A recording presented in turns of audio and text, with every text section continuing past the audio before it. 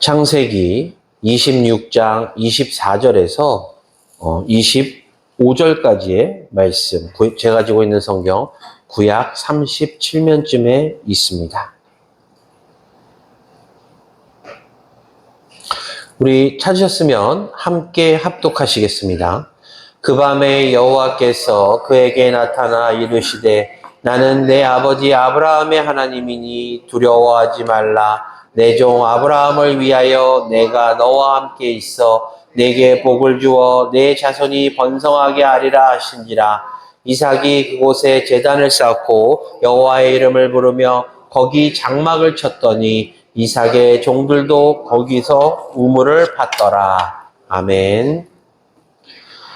오늘 복된 주일을 맞이하여 이 예배에 참석하신 우리 성도님들을 주님의 이름으로 환영합니다. 오늘 하나님께서 우리들에게 주시는 말씀을 통해서 은혜 받으시고 또한 교훈을 얻으시고 하나님의 음성을 들으심으로 이 말씀 가운데 거하기로 결단하는 시간 되시기를 주님의 이름으로 간절히 축원합니다.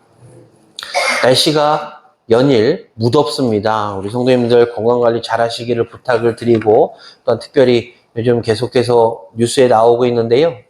이 코로나가 다시 이렇게 좀 그런 조짐이 보이는 것 같아요. 우리 성도님들 가운데서 마스크 착용을 하실 분들은 예배 시간에 마스크 착용을 하셔도 무방함을 먼저 말씀을 드리겠습니다.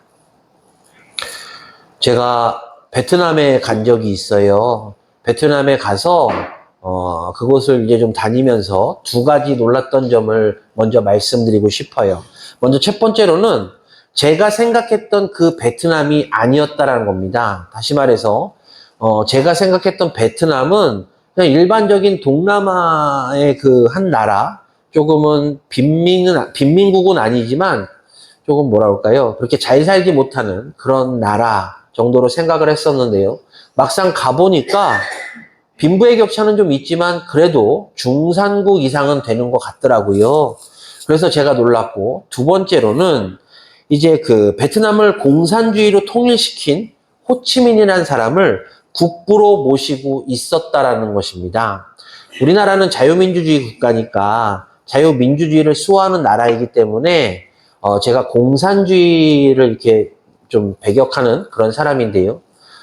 베트남은 공산주의 국가입니다. 그리고 그 공산주의를 호치민이라는 사람을 통해서 나라 전체가 이제 공산주의로 통일이 됐고 공산 국가가 되는데요.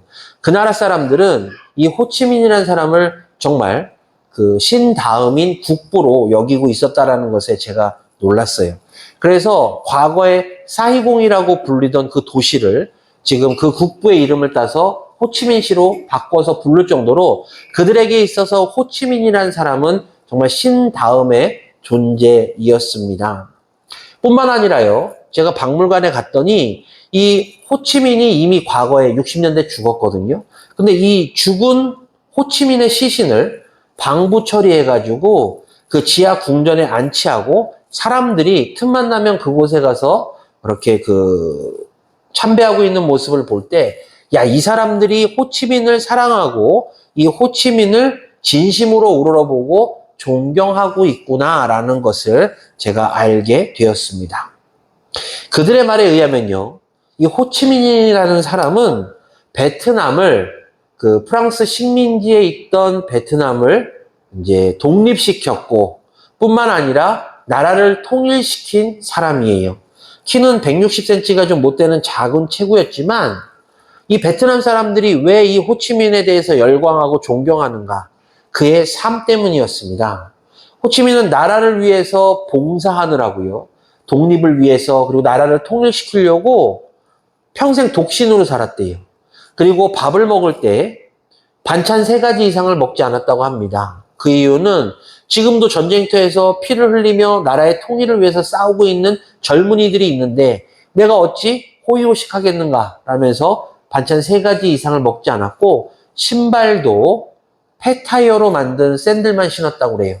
그래서 그 호치민이 죽고 나서 그가 남긴 것은 밥그릇 하나, 숟가락, 젓가락, 그리고 폐타이어 샌들, 그것뿐이었다라고 합니다. 호치민이 이제 나라를 통일시켰으니 그리고 나라의 대통령이 되었어요. 나라를 지도하는 지도자가 되다 보니까 이제 그 밑에 사람들이 대통령 대우를 해주고 나라의 국부로 대우를 해줬지만 그는 그 모든 것을 다 거부하고 아주 평범하게 아주 간소하게 삶을 살다가 죽었다라고 합니다. 그런데 잘 아시는 대로 베트남, 우리는 이제 월남이라는 표현을 많이 쓰기도 하는데요. 월남이라는 표현을 쓰시면 더 잘 이해하실 수도 있는데 그 당시 월남의 대통령은 티우라는 사람이었는데요. 이 사람은 이 전쟁에 승리하고자 미국이 그렇게 많은 돈을 들이고 많은 군사들을 원조해 줬지만 그의 삶이 백성들, 국민들이 볼 때 너무나도 뭐라 그럴까요? 백성들이 보기에 존경하지 못하는 그런 삶을 살았기 때문에 결국 이 호치민에 의해서 베트남이 공산주의로 통일되었다라는 그런 말을 하곤 합니다. 사랑하는 광원교회 성도 여러분, 제가 왜 뜬금없이 호치민을 얘기하고 베트남을 얘기하고 티우 대통령을 얘기하는가 하면요. 한 나라의 지도자, 그리고 한 지역의 지도자, 한 민족의 지도자가 어떠한 삶을 살았는가에 대해서 그 후대들의 영향이 분명 끼친다는 것을 말씀드리고자 합니다. 신앙생활을 보면요. 불신자들이 그리스도인들을 막 비난하는 이유 중에 하나가 그리스도인이 그리스도인답게 살지 못하기 때문입니다.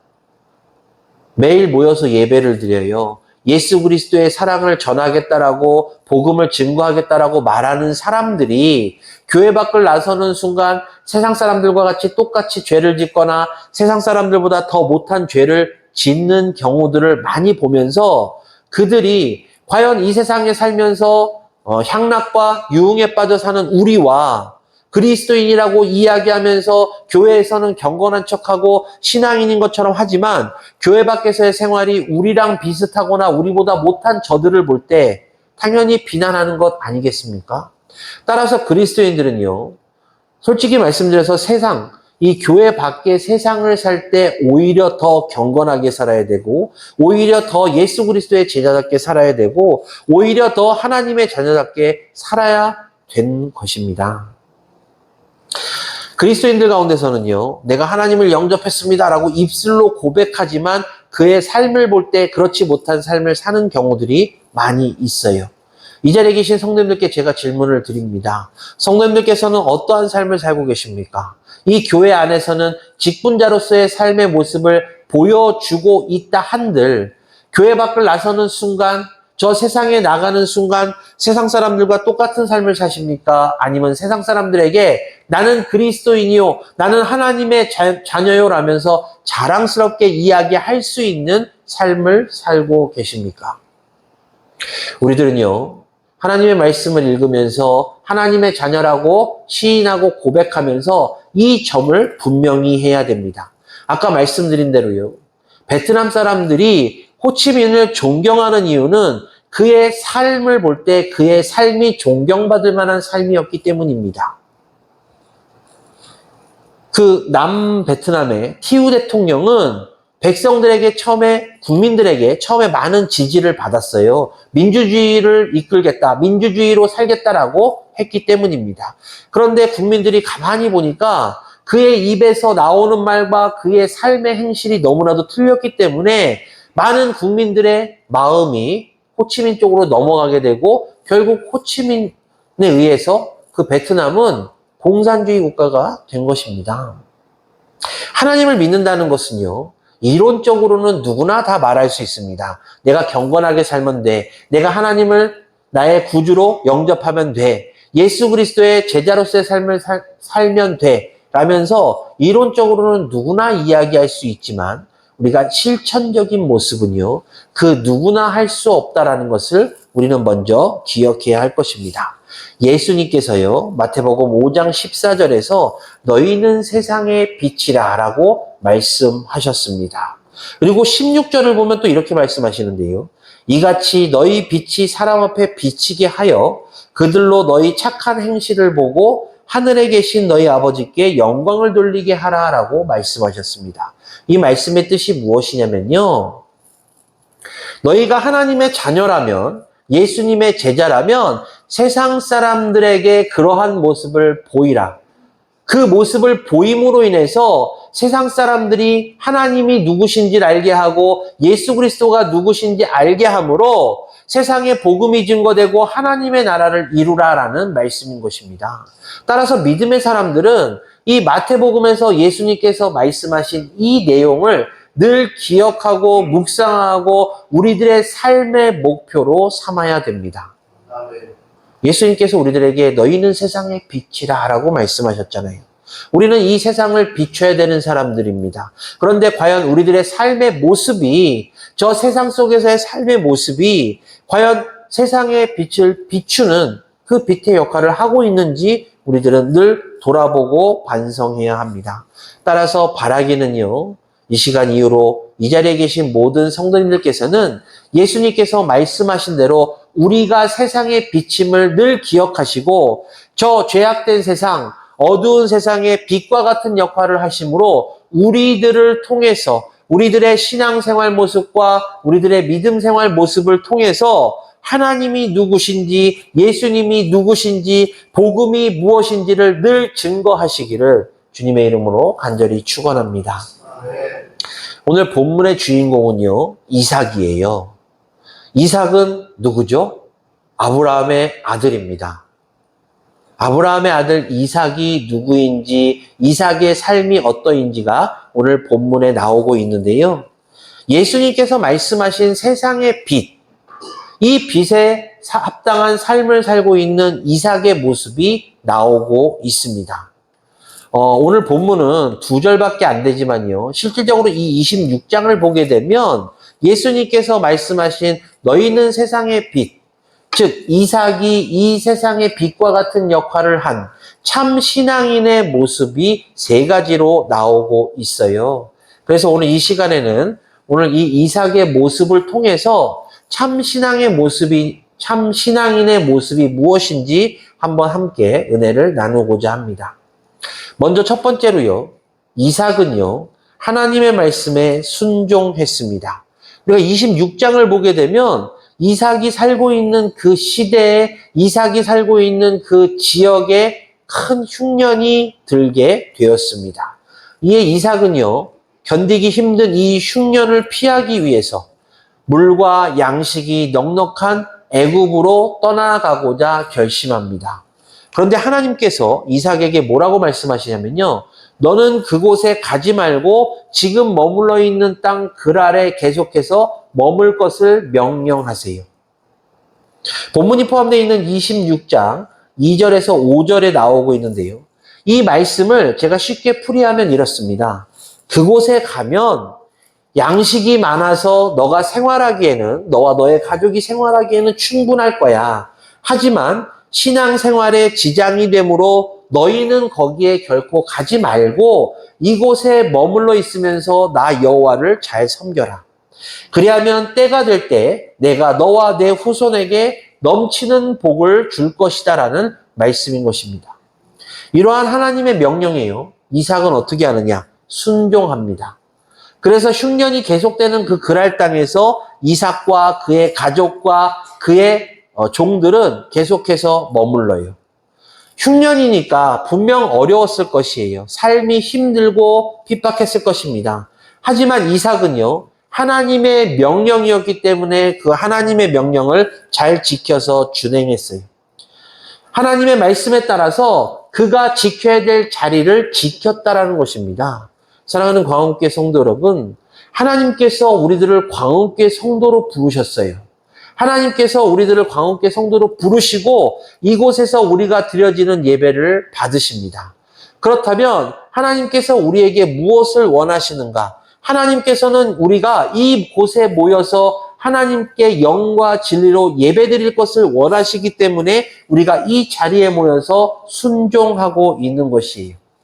제가 늘 말씀드리지만 하나님의 뜻이 무엇인지 우리는 알 수 없지만 우리가 그 하나님의 뜻을 믿고 인내하며 기다리면 분명 우리는 그 하나님의 계획 가운데 포함되어 있는 사람들이기 때문에 우리를 통해서 하나님의 계획이 완성되게 됩니다. 이삭이요, 지금 너무나도 힘들어요. 그래서 물과 양식이 풍부한 애굽 땅으로 가고 싶었지만 하나님께서 막으시니 그곳에서 순종하고 있었다라고 말씀드렸어요.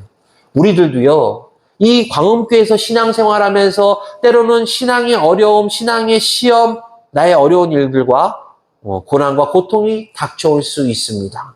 그럴 때 이 고통과 고난 때문에 너무나도 힘들다고 이것을 피하기 위해서 떠나는 것인가? 아니죠.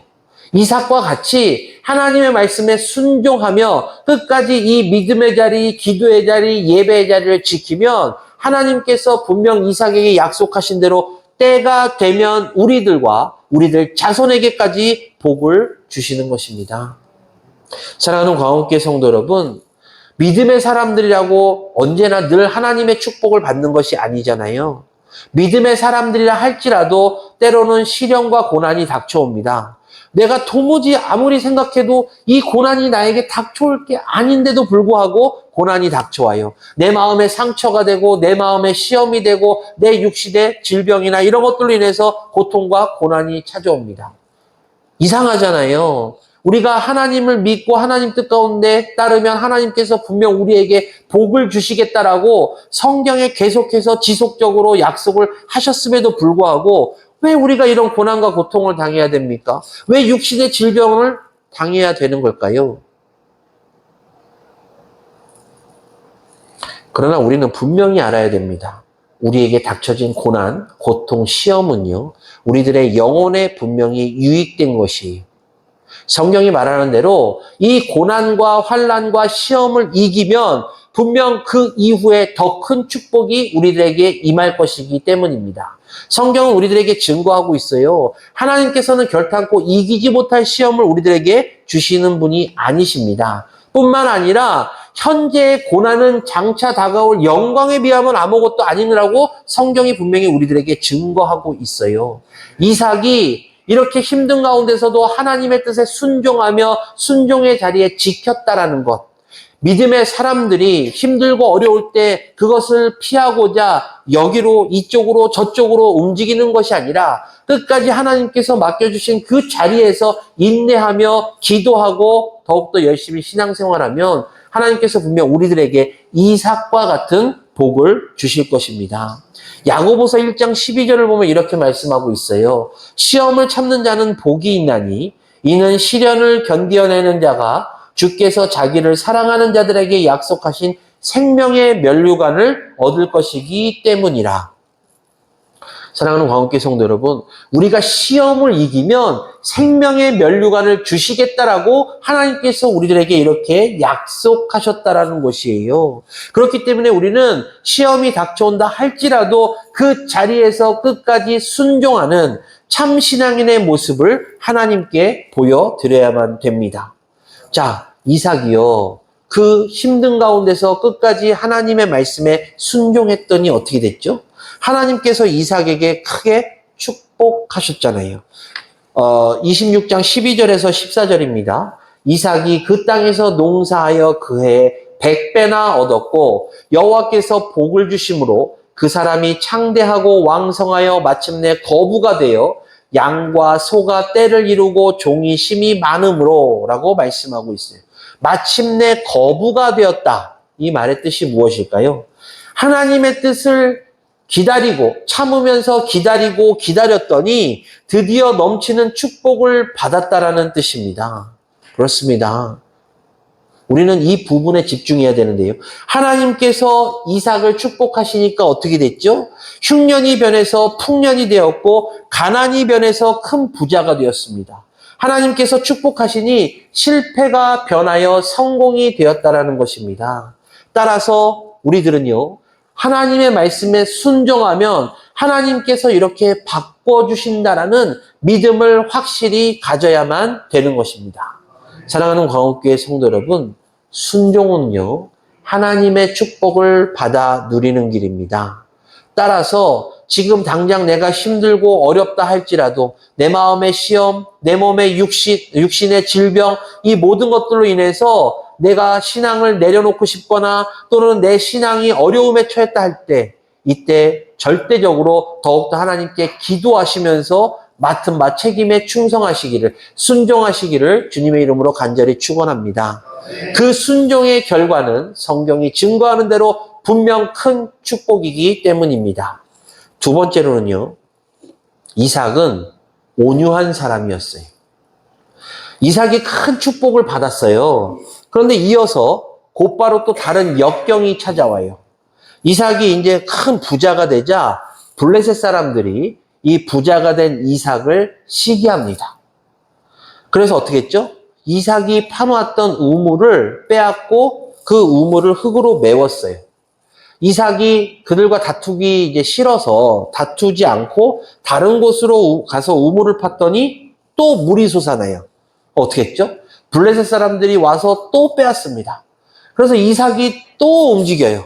거기서 땅을 팠더니 또 물이 나오는데 블레셋 사람들이 길을 쓰고 따라와서 또 빼앗습니다. 어떻게 했죠, 이삭이? 또 움직여서 땅을 팠더니 물이 나옵니다. 근데 그때는 블레셋 사람들이 따라와서 해방 놓지 않으므로 그 곳에서 생활했다라고 성경이 우리들에게 말하고 있어요. 성도님들 잘 아시는 대로요. 중동 지방에는 물이 참 귀하잖아요. 물이 생명과도 같습니다. 그래서 블레셋 사람들이 이제 거부가 된 이삭을 시기하면서 그를 질투한 나머지 그에게 어떻게 회방을 놓을 것인가 생각하다가 아마 우물을 빼앗고 그 우물을 흙으로 메웠던 것 같아요. 그런데 우리가 여기서 집중해야 될 것은요. 이삭이 무려 3번이나 우물을 빼앗기면서도 결단코 그들과 대적하지 않았다라는 것이에요. 이삭은 그들이 와서 우물을 빼앗으면 그들과 다투지 않고 다른 곳으로 이동해서 계속해서 우물을 팠다라고 성경이 우리들에게 증거하고 있어요. 우리는 이 이삭의 모습을 통해서 한 가지를 알게 되는데요. 그것은 이삭이 싸울 힘이 없어서 그들과 대적하지 않았다는 것이. 성경을 보면 그는 거부였어요. 그렇다는 것은 돈도 많고 종들도 많았다라고 할 수 있는데 그럼 블레셋 사람들과 한번 에잇 하고 싸울 수도 있지만 그는 결단코 싸우지 않고 계속해서 그들을 피해서 이동했습니다.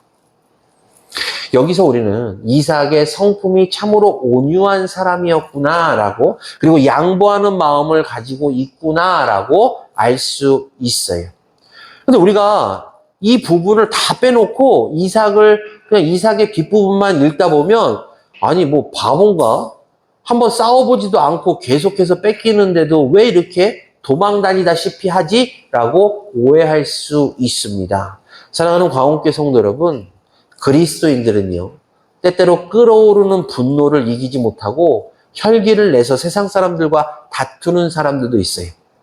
제가 오늘 차 타고 오면서 우리 김순영 원사님한테도 말씀드렸는데 김순영 원사님 모시고 오다가 좌회전을 싹 했는데 갑자기 멀쩡히 서 있던 차가 옆으로 확 들어오는 거예요. 그래서 제가 아니 그러고 좀 발끈했는데 오늘 주일이지 그러고 이제 좀 참았습니다. 제가 이 설교를 준비하면서 이제 내일부터는 절대 화내지 말아야지 이런 생각을 하고 설교 준비를 했거든요. 그런데 오늘 바로 시험에 들려고 좌회전 휙 하자마자 그 차가 아무런 신호도 없이 갑자기 끼어든 거예요. 서 있다 말고. 그래서 제가 욱 했지만 참았습니다. 그리스도인들이요. 참 저 사람 그리스도인이야. 성경책 끼고 다니면서 교회 다닙니다. 나 복음을 증거하는 사람입니다. 라고 말하면서도 세상 사람들과 똑같이 삿대질하면서 싸우는 경우도 분명히 있어요. 그리스도인들은 참 불쌍한 것 같아요. 왜냐하면 너무나도 많은 희생을 해야 돼요. 내가 그리스도인이라는 이유만으로 남들한테 손가락질 받거나 때로는 억울하지만 그럼에도 불구하고 그들과 치고받고 싸우지도 못하고 같이 삿대질하면서 싸우지도 못하고 같이 욕하면서 싸우지도 못하기 때문에 때로는 불쌍하다라고 생각이 들어요. 그런데 성경을 보니까 이 이삭의 모습을 보니까 이삭은 그럼에도 불구하고 생명줄과 같은 그 우물을 3번이나 뺏기면서도 결단코 싸우지도 않고 계속해서 이동하는 모습을 우리들에게 보여줍니다. 그런데 신기한 거는 움직여서 땅을 팔 때마다 물이 나왔다는 거예요. 하나님께서 이삭과 함께 하심으로 이삭의 순종하는 모습을 보시고 이삭의 온유한 마음을 보시고 계속해서 이삭에게 물의 축복을 허락하셨다라는 것을 성경이 우리들에게 증거하고 있다라는 것입니다. 사랑하는 광운교회 성도 여러분, 제가 조금 전에 말씀드린 대로 그리스도인은 참 불쌍해요. 남들과 싸우지도 못해요. 하지만 남들과 싸우기보다는 그들을 사랑하고 그들을 용서하는 우리가 되기를 하나님께서는 바라고 계십니다. 예수님께서 내 이웃을 내 몸과 같이 사랑하라고 말씀하셨잖아요. 저도 사람이기 때문에, 그리스도인들도 사람이기 때문에 때로는 욱하기도 하고 때로는 끓어오르는 분노를 참지 못해서 혈기를 내기도 합니다. 하지만 하나님께서 보시기에는 그리 좋지 못한 모습인 것 같아요. 이삭과 같이 온유한 마음을 가졌더니 이삭에게 축복이 임했던 것처럼 우리들도 하나님께서 맡기신 우리들에게 있어서 가장 중요한 그리스도인의 제자, 그리스도인이라는 이 지위를 놓치지 않기 위해서 오히려 그리스도인이라는 이 지위를 통해서 세상 사람들의 본이 되기 위한 모습을 하나님께 그리고 세상 사람들께 보여주어야만 할 것입니다. 결국 어떻게 됐죠? 하나님께서 이삭을 이기게 하셨잖아요.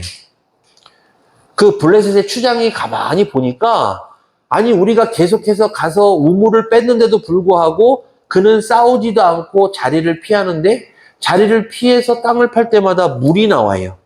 그러자 이 블레셋의 추장 아비멜렉이 저 사람은 하나님이 함께하는 사람이구나. 하나님이 복주는 사람이구나를 깨닫게 하시잖아요.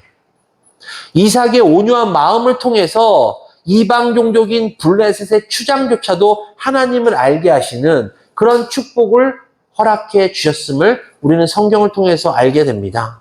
우리가 참고 인내하고 온유한 마음을 갖게 되면 우리가 복음을 증거하지 않는다 할지라도 하나님이 임재하시고 하나님이 우리와 함께 하시며 예수 그리스도가 우리가 동행하신다라는 이 복음이 세상 사람들께 증거될 수 있는 바로 그런 요소가 됨을 우리는 늘 기억해야 할 것입니다.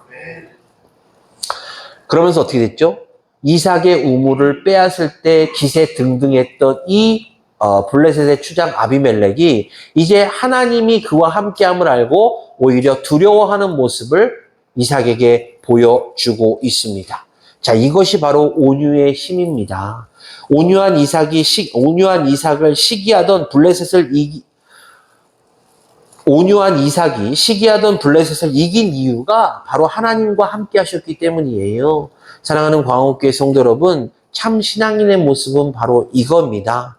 우리가 하나님이 우리와 함께 하신다라는 믿음, 그리고 하나님이 함께 하심으로 하나님의 마음에 합당한 사람으로 살아야겠다라는 이 결심 가운데 가장 기본이 되는 것이 바로 순종이고 온유한 마음입니다. 그렇기 때문에 이 자리에 계신 성도님들께서는 이 시간 이후로는 늘 온유한 마음을 소유하시기를 주님의 이름으로 간절히 축원합니다. 로마서 12장 18절에서 21절이에요. 좀 기니까 제가 읽어드릴게요. 할 수 있거든 너희로서는 모든 사람으로 더불어 화목하라. 내 사랑하는 자들아, 너희가 친히 원수를 갚지 말고 하나님의 진노하심에 맡기라 기록되었을 때 원수 갚는 것이 내게 있으니 내가 갚으리라고 주께서 말씀하시니라. 내 원수가 줄이거든 먹이고 목마르거든 마시게 하라. 그리함으로 내가 숯불을 그 머리에 쌓아 놓으리라. 악에게 지지 말고 선으로 악을 이기라. 아멘. 사랑하는 광옥교회 성도 여러분, 내가 지금은 양보하는 것이 지는 것이라고 생각될 수도 있어요. 하지만 내가 양보하는 것이 지는 것이 아닙니다. 내가 한 인간으로서 양보하는 것이 아니라 그리스도인으로서 양보하는 것이에요. 그리스도인으로서 양보하면 조금 전에 봉독드린 로마서 12장 18절에서 21절의 말씀처럼 하나님께서 우리를 이기게 하십니다. 선으로 악을 이기라라고 말씀하신 것처럼 믿음의 사람들인 우리는 계속해서 선을 행하면 돼요. 그럼 이 선이 악을 이기게 될 것이고 또한 우리들이 선을 행할 때마다 하나님께서 결단코 우리를 지지 않도록 인도해 주시고 붙잡아 주실 것이기 때문입니다. 마지막으로요. 이삭은요, 예배 중심의 사람이었습니다. 본문 25절을 보니까 이삭의 생활에 대해서 이렇게 기록하고 있는데요. 이삭이 그곳에 제단을 쌓고 여호와의 이름을 부르고 거기에 장막을 쳤더니 이삭의 종들이 거기서도 우물을 팠더라라고 기록하고 있습니다. 자, 이삭이요, 오랜 기간 동안 이방 땅에 살다가 가나안 땅에 돌아오자마자 세 가지 일을 했어요. 첫 번째가 제단을 쌓고, 두 번째 장막을 치고, 세 번째 우물을 파는 것이었습니다. 자, 이 세 가지 중에서 가장 첫 번째가 무엇이냐? 바로 제단을 쌓았다는 것인데요. 이것이 바로 이삭의 참 신앙인의 모습입니다. 많은 사람들이, 아니 일반적으로 생각했을 때요, 우리가 먼 길을 갔다가 이제 돌아오게 되면 제일 먼저 무엇을 할까요? 우선 거처할 장막을 쳐야 되잖아요. 그런데 이삭은 장막을 치는 것이 아니라 가장 먼저 제단을 쌓았다라고 성경이 기록하고 있어요.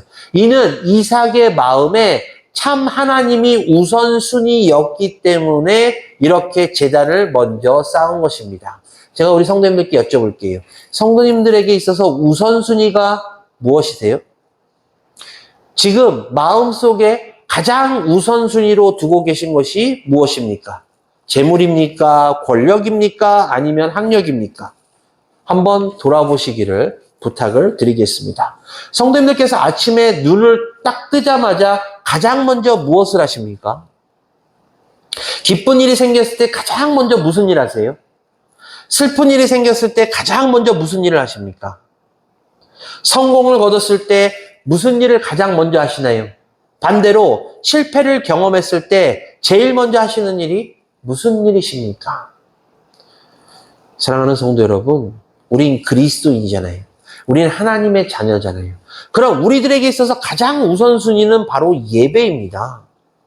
내가 아침에 눈을 떴을 때 하나님께 지난밤 편한 잠 주셔서 감사하다라고, 내가 오늘 눈을 뜰 수 있게 해주셔서 감사하다라고 감사의 기도를 올리는 겁니다. 내가 기쁜 일이 있을 때 기쁜 일을 맞이할 수 있도록 인도하신 하나님께 감사를 드리고, 내가 실패한 일을 당했을 때 이 실패함을 통해서 새로운 것을 얻게 하시고, 또한 이 실패함을 통해서 다시금 실패하지 않도록 허락하신 것에 감사할 줄 아는 그런 그리스도인이 돼야 되지 않겠습니까? 우리들에게 있어서 가장 우선순위는 바로 예배라는 것이에요. 우리가 예배를 드릴 때요, 한번 생각해 보십시오. 우리가 예배를 드릴 때 우리가 일방적으로 하나님께 예배를 드리는 겁니까? 그냥 이 자리에 모여서 주일이 되었으니까 하나님 우리의 예배를 받아주십시오라고 우리가 예배를 드리는 걸까요? 아니요. 상호적입니다. 우리가 이 자리에 모여서 하나님께 예배를 드릴 때 하나님께서는 이 예배를 받으시고 이 예배를 통해서 우리에게 은혜와 은총을 주시는 것이에요. 그렇기 때문에 우리가 드려지는 예배는 일방적인 것이 아니라 하나님께서 받으시고 그에 합당한 복을 우리들에게 주시는 바로 상호 보완적인 것입니다.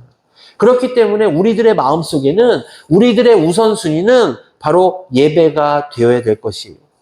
예배를 통해서 하나님께서 우리들에게 은혜를 주시고 세상을 이길 힘 주시고 능력 주시고 지혜 주시고 이 모든 것들을 주시기 때문에 우리들이 예배를 우선순위해야지 다른 무엇을 우선순위 하시겠습니까?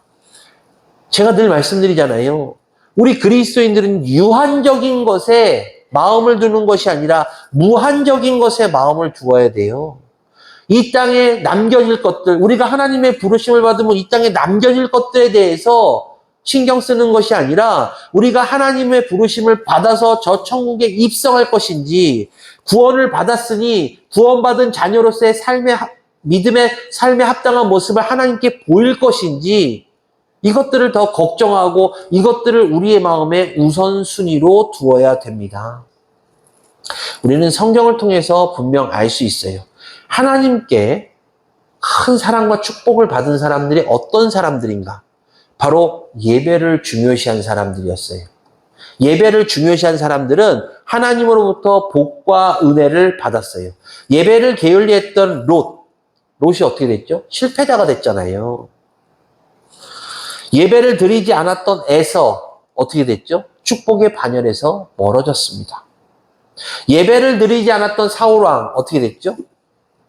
파멸당했잖아요. 그런데 반대로 예배를 중요시하고 예배를 끝까지 사수하며 예배를 드렸던 왕들, 사람들, 아브라함, 이삭, 야곱, 다윗, 그들의 삶의 모습을 보십시오. 그들은 하나님이 함께 하심으로 하나님의 은혜 가운데서 축복의 삶을 살았던 사람들입니다. 우리는 이 부분을 통해서 분명 한 가지 교훈을 얻는데요. 우리들의 우선순위는 바로 예배라는 겁니다. 그저 주일 한 번 이 자리에 와서 1시간 예배 드리는 것으로 만족하고 끝나는 것이 아니에요. 우리들의 온 마음과 정성을 다해서 영과 진리로 내가 하나님께 예배 드리고 있는가? 이 예배가 왜 여러 개로 나눠져 있을까요? 왜 주일 오전 예배, 오후 예배, 새벽 기도, 금요 기도에 이런 식으로 나눠져 있을까요? 예배가 중요하기 때문입니다. 예배는요, 계속해서 하나님께 드리면 드릴수록 좋은 것이에요. 그런데 많은 그리스도인들이요, 한 번의 예배로 내가 할 일은 다 됐다라는 생각을 할 때가 있어요. 우리는 분명 기억해야 됩니다. 제가 언젠가 말씀드렸잖아요. 매일매일 꾸준하게 공부하는 사람과 시험이 닥쳤을 때 공부하는 사람과의 성적, 그리고 그 결과는 반드시 나중에 나눠집니다. 내가 매일매일 기도하는 사람과 그저 때가 될 때만 기도하는 사람, 내가 매일매일 예배 드리는 사람과 그저 일주일에 한 번 예배 드리는 사람은 지금은 차이가 없을지 몰라도 분명 나중에 하나님 앞에 섰을 때, 하나님 전에 섰을 때는 분명 차이가 날 것을 꼭 기억하시기를 주님의 이름으로 간절히 부탁을 드리겠습니다. 예배를 소중히 여기십시오. 참 신앙인이라면, 내가 참 그리스도인이라면, 내가 참 하나님의 사람이라면 예배를 중요히 여기시고 이 드려지는 예배에 목숨을 거십시오. 내가 이 예배 자리에서 죽겠다라는 목숨을 걸고 영과 진리로 예배 드리신다면 하나님께서 그 예배를 기뻐 받으실 뿐만 아니라 이 예배를 통해서 이삭에게 축복하셨던 그 축복을 분명 우리들에게 허락하실 것입니다. 성경이 우리들에게 증거하고 있기 때문에 우리들은 믿는 것이에요. 말씀을 정리할게요. 이삭은요, 하나님의 사람이 분명합니다. 이삭은요, 순종했어요. 하나님의 말씀에 순종했더니 100배의 축복을 받았습니다. 이삭은요, 온유한 사람이었어요. 내가 힘들고 어렵다고 해서 그 일을 피한 것이 아니라 계속해서 내가 하나님의 뜻 가운데서 참고 견뎌가면서 하나님의 뜻 가운데서 기다렸더니 어떻게 됐죠? 내가 복음을 증거하지도 않았는데 하나님을 알지 못하던 사람들이 하나님이 함께 하심을 알고 그들을 두려워하게 되었습니다. 이삭이요, 먼 길을 떠나와서 장막을 먼저 치는 것이 아니라 제단을 먼저 쌓고 하나님께 예배드렸음을 통해서 참 신앙인의 모습이 어떻구나. 이 참 신앙인의 모습을 했던 이삭이 이렇게 복을 받는 비결이 이거였구나라는 것을 우리는 오늘 이 시간 알게 됩니다. 바라기는 광원교회 모든 성도님들께서는 이 시간 이후로 이삭과 같은 참 신앙인의 모습을 소유하시기를 주님의 이름으로 간절히 축원합니다. 우리의 우선순위는 예배예요. 그리고 예수님의 제자답게 내 이웃을 내 몸과 같이 사랑하는 온유한 마음을 가져야 할 것입니다. 또한 하나님께서 우리를 이 땅에 보내신 그 목적을 이루기 위해서 그 계획에 동참하고 그 계획을 완성하기 위해서 우리들은 하나님의 뜻 가운데서 사는, 순종하는 믿음의 사람들이 되어야 될 것입니다. 다시 한번 간절한 마음으로 부탁을 드리겠습니다. 이삭과 같은 삶의 모습을 통해서 그 삶의 모습을 하나님께 보여드림으로 하나님께 크게 칭찬받으시고 이삭과 같은 100배 축복을 받으시는 우리 성도님들 되시기를 주님의 이름으로 간절히 축원합니다. 기도하겠습니다.